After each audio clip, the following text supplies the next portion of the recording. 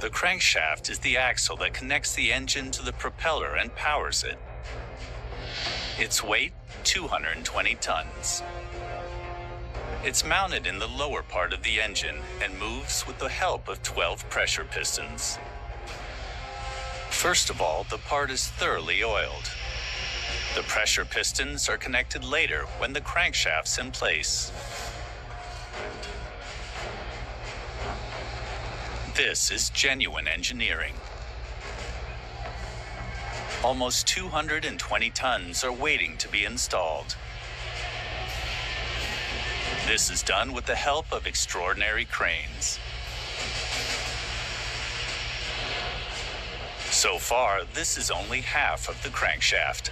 The 12 pressure pistons each have a diameter of 1 meter. That's 10 times more than a car.